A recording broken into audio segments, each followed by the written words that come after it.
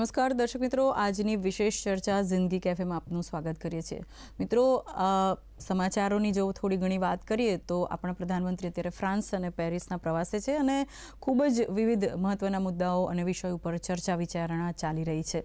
અને એમાંય અત્યારના જમાનામાં જો ખાસ કહીએ આજકાલ ચર્ચાનો વિષય હોય તો આર્ટિફિશિયલ ઇન્ટેલિજન્સ એટલે કે એઆઈનો અત્યારે જમાનો છે. એઆઈનો ઉપયોગ ખૂબ જ લોકો અત્યારે કરી રહ્યા છે. સમય માંગી લેતું કામ હોય કે પછી વર્ગીકરણ કરવાનું કામ હોય કે પછી કોઈ પણ જટિલ કામ હોય, ખૂબ લાંબુ લાગતું કામ હોય, એ સરળતાથી થઈ જતું હોય છે. અને આપણા પ્રધાનમંત્રીશ્રીએ 2-3 દિવસ પહેલાં જ પરીક્ષા પે ચર્ચામાં પણ વાત કરી હતી ટેકનોલોજીને વિશે, કે એક બાળકે પૂછ્યું હતું કે ટેકનોલોજીનો આપણે રિવિઝન કરવામાં કેવી રીતે ઉપયોગ કરવો જોઈએ.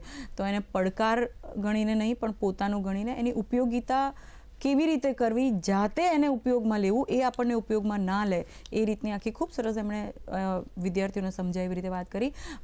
એ જે વાત કરી અને ગઈકાલે એટલે કે 11મી તારીખે પેરિસમાં એઆઈ એક્શન મીટમાં પણ પ્રધાનમંત્રીશ્રીએ પોતાનું અભિભાષણ આપ્યું હતું. એઆઈ ટેકનોલોજીનો કેવી રીતે દરેક દેશો ઉપયોગ કરી શકે છે અને કેવી રીતે એમાં આગળ વધવું જોઈએ. એઆઈની સકારાત્મક સંભાવના એકદમ અદ્ભુત છે તેવું તેમણે જણાવ્યું હતું. અને આજે આપણે એઆઈ એક્શન સમિટ મુદ્દે અને એઆઈ ટેકનોલોજી આપણા સામાન્ય જીવનમાં કેવી રીતે ઉપયોગમાં આવી શકે છે, તેના ઉપયોગ કેટલા છે, ફાયદા કેવા છે, ગેરફાયદા કેવા છે, તે વાત કરવા માટે આપણા સ્ટુડિયોમાં આપણી સાથે ઉપસ્થિત છે શ્રી પ્રેરક Shah, chairman GCCI IT and ITS committee, joint CEO DYT limited. આપનું દૂરદર્શન પરિવાર હાર્દિક સ્વાગત કરે છે. અને આપણી સાથે સ્ટુડિયોમાં જે બીજા ગેસ્ટ છે, મહેમાન છે, Shri Chirag Patel, chief strategy officer Raisen left Ahmedabad. આપનું પણ અમે હૃદયપૂર્વક સ્ટુડિયોમાં આજે ખાસ એઆઈના વિષયમાં સંદર્ભે સ્વાગત કરીએ છીએ.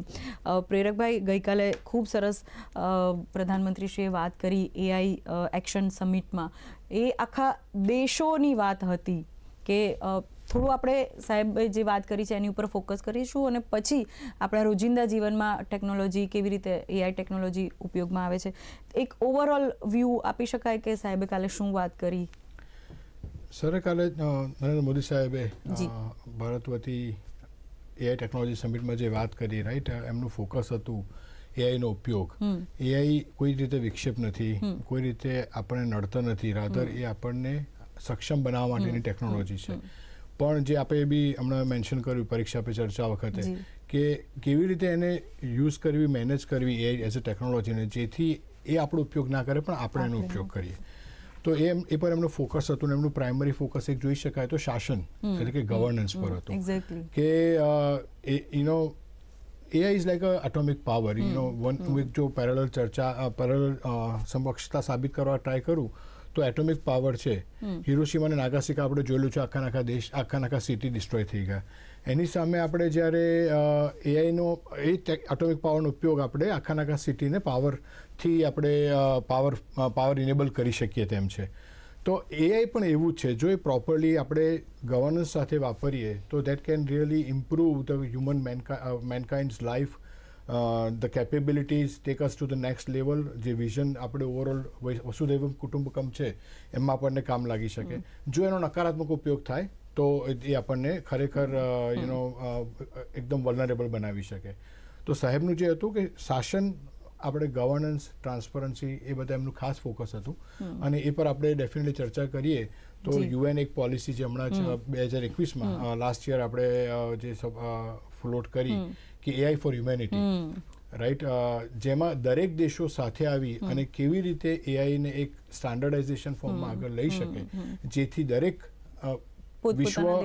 દરેક દેશો, દરેક આદમીને એનો પાવરફુલ ઉપયોગ થાય અને એઆઈ આપણું સાધન બને, આપણે એઆઈના સાધન ના બની શકીએ.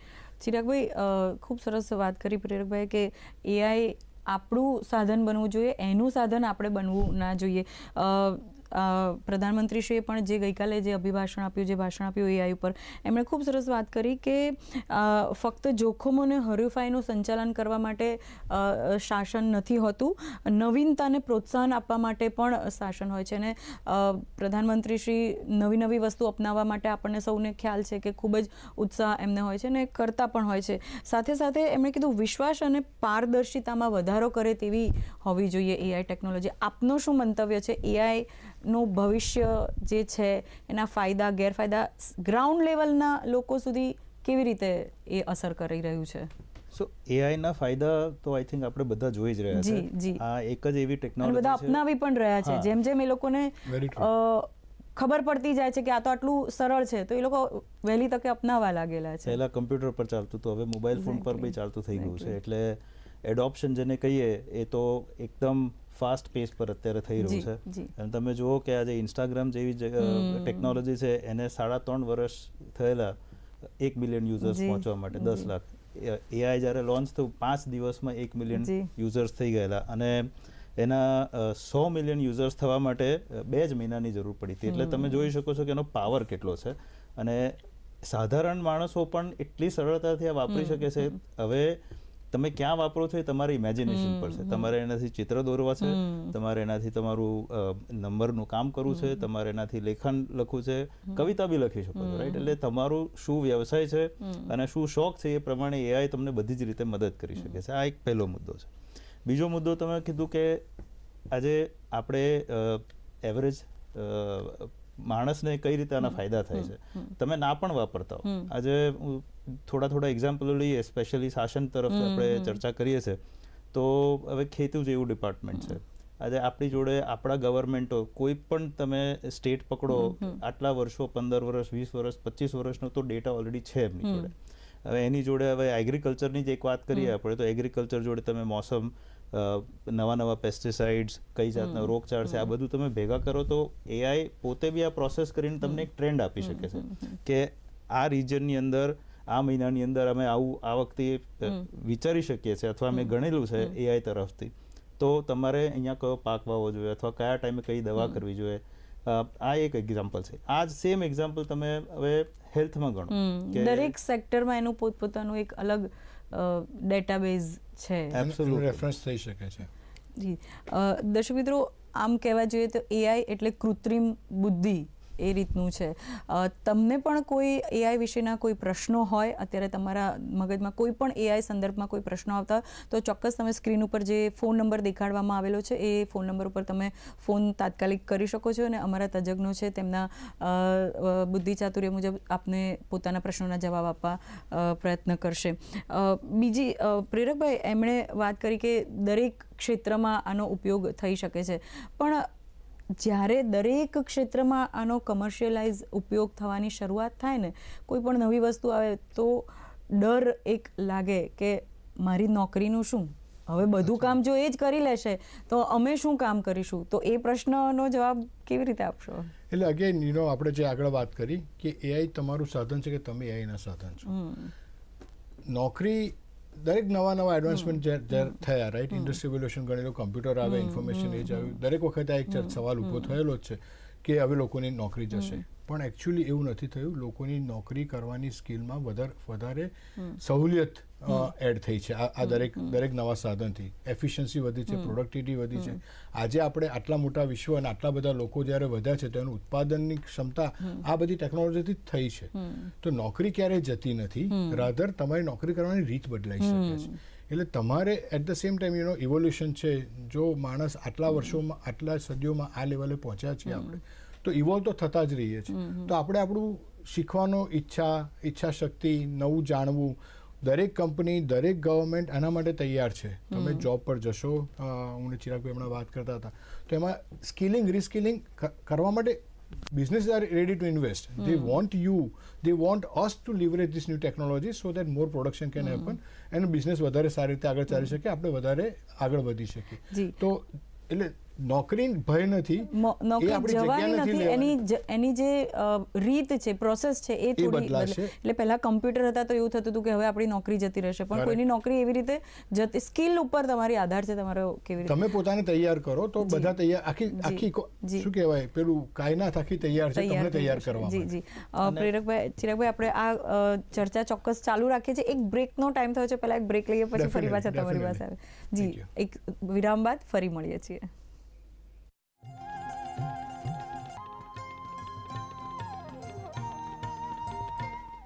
દર્શક મિત્રો, વિરામ બાદ ફરી આપનું સ્વાગત કરીએ છીએ. આજે આપણે વાત કરી રહ્યા છીએ આર્ટિફિશિયલ ઇન્ટેલિજન્સના ઉપયોગો અને તેની જે આપણને તકલીફો પડી રહી છે એના ઉપર. અને એઆઈ એક્શન સમિટ જે પ્રધાનમંત્રી શ્રી નરેન્દ્ર મોદીએ હમણાં જ પેરિસમાં ગઈકાલે જે વાત કરી એઆઈ વિશેની, સમસ્ત અલગ અલગ દેશોની સામે એમણે જે પોતાનો વિચારો હતા એ રજૂ કર્યા. આપણી સાથે એક કોલર જોડાયેલા છે, હરીશભાઈ ગઢવી, સુરેન્દ્રનગરથી. જી હરીશભાઈ, તમારો પ્રશ્ન પૂછશો? હાજી, મારો પ્રશ્ન છે બેન કે એઆઈ જે રહ્યું એ ખેડૂતોને વરસાદ છે, વાવાઝોડું છે, હવામાન છે, શું વાવેતર કરવું, કેવી રીતે ઉપયોગી બનશે એના વિશે પૂછવા માંગુ સાહેબ. જી આપ ચિરાગભાઈ. તો હું ખેતી વિશે જે થોડું ઘણું જાણું છું એ પ્રમાણે એવું હતું કે મારા દાદા જે શીખવાડતા હતા એ મારા ફાધરને શીખવાડ્યું, મારા ફાધરે મને શીખવાડ્યું. આ એક જાતની ઇન્ટેલિજન્સ છે. અને એમાં જ ધારો કે પટેલો હોય તો એમ નામી હતા કે પટેલો સારી ખેતી કરી જાણે. તો હું એ જ ઉદાહરણ લઈને ધારો કે એઆઈની અંદર આ જ વસ્તુ હું ફિટ કરું કે એઆઈને પણ આ બધી ઇન્ટેલિજન્સ ખબર છે. હવે જે મને નથી ખબર અહીંયા બેઠા કે વાદળા કયા સેટેલાઇટથી વાદળા દેખાય છે કે ના સુરેન્દ્રનગરથી મહેસાણા તરફ જઈ રહ્યા છે કે વાઇસ વર્સા છે, તો એની શું ઇમ્પેક્ટ થાય, ટેમ્પરેચર કેટલું છે, જમીનમાં તમારે ગયા વર્ષે કઈ ખેતી લીધી હતી, આ બધું જે ભેગું કરો તો એક તમે ડિસિઝન લઈ શકો કે મારે હવે આગળ શું કરવું જોઈએ. તો આ એક માનસિક રીતે આપણે વિચારીએ છીએ, પણ હવે આ બધી વસ્તુઓ મારા માટે પોસિબલ નથી. એઝ અ માણસ મારે કદાચ હું 4 કે 5 વસ્તુ હું વિચારી શકું, પણ એઝ અ ટેકનોલોજી હું 500 વસ્તુ ભેગી કરીને એક તમને ડિસિઝન આપી શકું. એટલે આ રીતે એઆઈનો ઉપયોગથી આગળ જતાં તમારા નુકસાનો કે આગળ જતાં તમારા ફાયદા, એ નુકસાનો ઓછા કરી શકે છે અને ફાયદા વધારી શકે છે. બાય તમે એને ઇન્ફોર્મેશન તો છે જ એની જોડે, તમે જે પ્રશ્ન પૂછો છો એ ઇન્ફોર્મેશન પ્રોસેસ કરીને તમને સારી રીતે જવાબ આપી શકે છે. એટલે હરીશભાઈ, આપણે એક વસ્તુ એઝ અ માણસ આપણે એકાદ બે વસ્તુ વિચારી શકીએ, જ્યારે એઆઈને આપણે કોઈ ડિસિઝન લેવાનું કીધું હોય તો એ સમસ્ત એમની પાસે જેટલા બી ડેટા હોય, જે આપ કંઈ કરી રહ્યા. અને એમાં જે હું એક વસ્તુ એડ કરું જી, તો ઓફકોર્સ એઆઈ આપણી ક્ષમતા વધારે છે બધા પરિબળોને ધ્યાનમાં લઈને. અગત્યની વસ્તુ છે રિયલ ટાઈમ બદલાતા પરિબળોનું બી ધ્યાન એઆઈ તરફ લઈ શકે છે. જે આપણને નથી દેખાતું અત્યારે શું થઈ રહ્યું છે, એની અસર શું પડવાની છે. બિકોઝ એઆઈ સિસ્ટમ છે, ઇન્ફોર્મેશનના સોર્સ ચારે બાજુ છે. સેટેલાઇટ હોઈ શકે, જૂનો ડેટા હોઈ શકે, માણસની પોતાની સમજ બી અંદર જોડાયેલી હોય. તો આ જ્યારે પવનની દિશા બદલાય છે અથવા તો વાતાવરણમાં ભેજનું પ્રમાણ બદલાય છે ત્યારે મારા પાક પર શું અસર પડશે, અથવા તો આ ટાઈપના જંતુ આવે છે ત્યારે મારે કયું તરત પેસ્ટિસાઇડ વાપરવું, એ can tell you ahead. It can help you prepare to get the more production. બદલાતા સંજોગો, જૂના ડેટા અને આપણી સંબંધને ભેગા કરીએ. ભવિષ્ય, ભૂતકાળ ને વર્તમાન બધાનું ભેગું કરીને આપણને by all means very well said, absolutely. ચિરાગભાઈ, આપણે બ્રેક પર જતા પહેલા આપ કંઈક કહી રહ્યા હતા કે જોબ વિશે એઆઈ માટેનું કંઈક આપ બોલી રહ્યા હતા. હા, એટલે લોકોને એવી બીક છે કે એઆઈ આવી છે એટલે મારી જોબ જતી રહેશે, પણ એવું નથી. એઆઈ આવી છે તો તમારે જોબમાં વધારે પ્રોડક્ટિવિટી કરવા માટે તમારે એઆઈ કઈ રીતે અડોપ્ટ કરવી એ તમારે શીખવું જરૂરી છે. અને હું ધારો કે મારી જ કંપનીનું એક્ઝામ્પલ આપું તો અમે રાયસન લેબ્સ પર છેલ્લા 2 વર્ષથી અમે ઇન્ટરનલ અને એક્સટર્નલ બંને ટ્રેનિંગ પ્રોગ્રામ ચાલુ કરી દીધા છે કે અમારા એક્ઝિસ્ટિંગ સ્ટાફ છે એમને બી કઈ રીતે અમે એઆઈથી સક્ષમ કરી શકીએ છીએ, અને અમે નવા જે લોકોને રિક્રુટ કરીએ છીએ એમને પહેલા 4 મહિના અમે એઆઈની ટ્રેનિંગ આપીએ છીએ, કારણ કે એ જ્યારે કામ પર લાગશે, અમારે ત્યાં જ લાગશે, તો એ ઓલરેડી એઆઈ સજ્જ હશે અને એ રીતે જ એની પ્રોડક્ટિવિટી અમને પણ એટલો ફાયદો થશે અને જે માણસ કામ કરે છે એને પણ એટલો ફાયદો થશે. જી, પ્રેરકભાઈ, એમણે કીધું કે કોઈ પણ એ કમર્શિયલાઇઝેશન જ્યારે થતું હોય ત્યારે એ લોકો પહેલાં જ એમના માણસોને કે એમના જે રિક્રુટ થયેલા હોય એ લોકોને એઆઈનું એક્વેન્ટેડ કરી દે છે એ વસ્તુથી, એ સિસ્ટમથી, પણ ટ્રેનિંગ આપી દે છે. પણ જનરલ પબ્લિકની અવેરનેસનું શું? એટલે આ બહુ જ સરસ સવાલ છે કે એઆઈના સક્ષમતાઓ કેવી રીતે આપણને હેલ્પ કરે છે. આપણે વાત કરીએ એઆઈના પડકારની વાત કરી રહ્યા છે, પણ એઆઈની જાણકારી ખરેખર શું બધાને છે? આપણે એઆઈને એક એપ્લિકેશન તરીકે, એક ટૂલ તરીકે વાપરી રહ્યા છે, પણ AI what is that, right? ક્યાંથી આવે છે અને એનો ક્યાં ક્યાં ઉપયોગ થઈ શકે છે બ્રોડર પર્સપેક્ટિવમાં. જેમ બાળકને પોતાના માતા પિતા શીખવાડે છે કે ટીચરને શીખવાડે છે અને પોતાનું નોલેજ ભેગું કરે છે, અને એમ એઆઈને આપણે બધા જ શીખવાડી રહ્યા છે. એનો ડેટા ફીડ પણ આપણે જ કરી રહ્યા છે. એ ડેટાનો ઉપયોગ એઆઈ પછી પોતાની જાતે કરતું થાય અને માણસ પણ કરતું થાય. હંમેશા પેલું ગુજરાતીમાં કહેવાય છે ચોરનારની 4 આંખ. તમે તૈયાર થશો એના કરતાં પેલા લોકો આગળ રહેશે.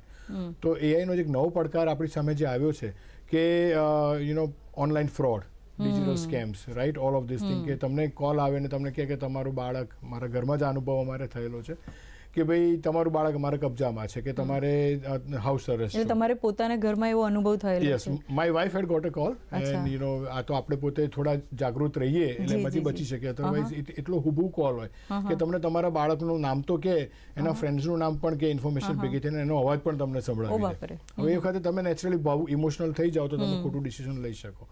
તો બહુ જરૂરી છે કે તમે સમજો કે દરેક વસ્તુ એઆઈ કરી શકે છે, સારી નહીં ખરાબ પણ હોય. તમારે પોતાના મગજને વાપરી you should be aware that you know what is happening in the world. એઆઈના જમાનામાં શું થઈ રહ્યું છે, શું થઈ શકે છે ને એને કેવી રીતે તમારે લેવું. બરાબર છે. તમારા હાથમાં આવતા ફોરવર્ડ વોટ્સએપ અત્યારે બધા જ વાપરે છે અને જે ઇન્ફોર્મેશન બધા આપણે ફોરવર્ડ કરીએ છીએ. વોટ્સએપ યુનિવર્સિટી ચાલે છે આપણે કહીએ. બરાબર છે. તો એમાં દરેક વસ્તુને ફોરવર્ડ કરતા પહેલા એની એક સચોટ આપણે એનાલિસિસ કરી લેવી જોઈએ કે ખરેખર આ સાચી કેટલી છે, કારણ કે આ બધું સ્પ્રેડ તો આપણા થ્રુ થઈ રહ્યું છે.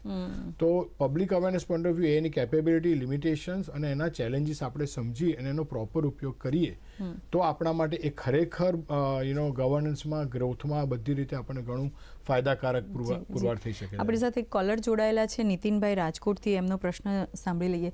જી નીતિનભાઈ, તમારો પ્રશ્ન જણાવશો? મારો પ્રશ્ન એક જ છે જી કે આ એઆઈ જે છે એના ફાયદાઓ તો અનેક છે. કાલે મોદી સાહેબે બહુ સરસ વાત કરી. જી પણ મને છે ને એમાં ભવિષ્ય બહુ ધૂંધળું દેખાય છે.